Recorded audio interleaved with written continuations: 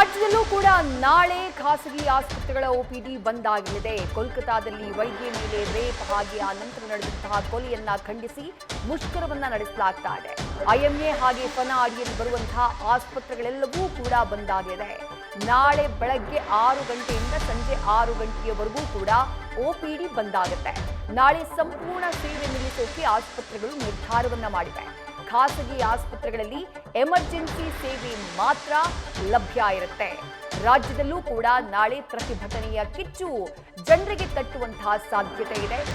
ರಾಜ್ಯಾದ್ಯಂತ ಐಎಂಎ ಹಾಗೆ ಫನ ಅಡಿಯಲ್ಲಿ ಬರುವಂತಹ ಆಸ್ಪತ್ರೆಗಳು ಬಂದ್ಗೆ ಕರೆಯನ್ನ ಕೊಟ್ಟಿದ್ದಾರೆ.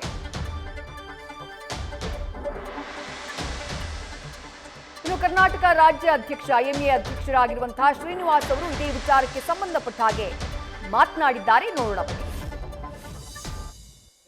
ನಾಳೆ ಬೆಳಗ್ಗೆ 6 ಗಂಟೆಯಿಂದ ಭಾನುವಾರ ಬೆಳಗ್ಗೆ 6 ಗಂಟೆವರೆಗೂ ನಾವು ಒಂದು ಪ್ರತಿಭಟನೆ ಸಲ್ಲಿಸ್ತಾ ಇದ್ದೀವಿ.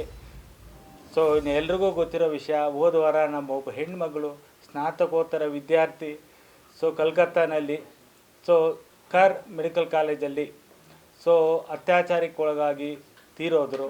ಅವರು ಆ್ಯಕ್ಚುಲಿ ಮರ್ಡರ್ ಆದರು. ಅವ್ರಿಗೆ ಅದು ಪ್ರತಿಭಟನೆ, ಅದಕ್ಕೆ ಆಪೋಸಿಟ್ಟಾಗಿ ನಾವು ಎಲ್ಲರೂ ಸೇರಿ ದೇಶದಾದ್ಯಂತ ಎಲ್ಲ ವೈದ್ಯರು ಸೇರಿ ಪ್ರತಿಭಟನೆ ಸಲ್ಲಿಸ್ತಾ ಇದ್ದೀವಿ. ಅದರಲ್ಲಿ ನಮ್ಮ ಕರ್ನಾಟಕ ರಾಜ್ಯದಲ್ಲಿ ವಿಶೇಷವಾಗಿ ನಾವೆಲ್ಲ ಈಗ ಸೇರಿರೋದೆಲ್ಲ ನಾವೆಲ್ಲ ಪ್ರತಿಭಟನೆ ಮಾಡಿಸ್ಕೊತಾ ಇದ್ದೀವಿ. ತುರ್ತು ಇದು ಎಮರ್ಜೆನ್ಸಿ ಕೇರ್ ಏನೂ ಪರಿಣಾಮ ಆಗೋದಿಲ್ಲ. ನಾವೆಲ್ಲ ಎಮರ್ಜೆನ್ಸಿ ಕೇರಲ್ಲಿ ಇನ್ವಾಲ್ವ್ ಆಗ್ತೀವಿ.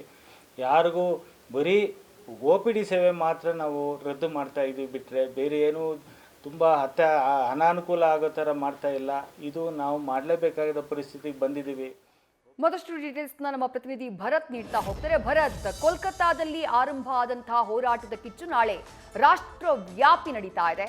ರಾಜ್ಯದಲ್ಲೂ ಕೂಡ ಈ ಪ್ರತಿಭಟನೆಯ ಎಫೆಕ್ಟ್ ಆಗುವಂತಹ ಚಾನ್ಸಸ್, ಯಾರೆಲ್ಲ ಕೈ ಜೋಡಿಸಿದ್ದಾರೆ, ಯಾವೆಲ್ಲ ಸೇವೆಯಲ್ಲಿ ವ್ಯತ್ಯಯ ಆಗಬಹುದು ಅಂತ ಹೇಳಿ.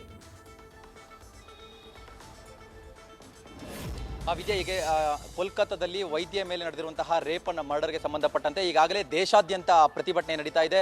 IMA ಅಂದರೆ ಇಂಡಿಯನ್ ಮೆಡಿಕಲ್ ಅಸೋಸಿಯೇಷನ್ ಅವರು ಪ್ರತಿಭಟನೆಗೆ ಕರೆ ಕೊಟ್ಟಿದ್ದಾರೆ. ಈಗ ರಾಜ್ಯದಲ್ಲೂ ಕೂಡ ನಾಳೆ ಅಂದರೆ 24 ಗಂಟೆಗಳ ಕಾಲ, ಅಂದರೆ ನಾಳೆ ಬೆಳಗ್ಗೆ 6 ಗಂಟೆಯಿಂದ ಭಾನುವಾರ ಬೆಳಗ್ಗೆ 6 ಗಂಟೆಗಳವರೆಗೆ OPDಯನ್ನು ಬಂದ್ ಮಾಡೋದಕ್ಕೆ ನಿರ್ಧಾರ ಮಾಡಿದ್ದಾರೆ.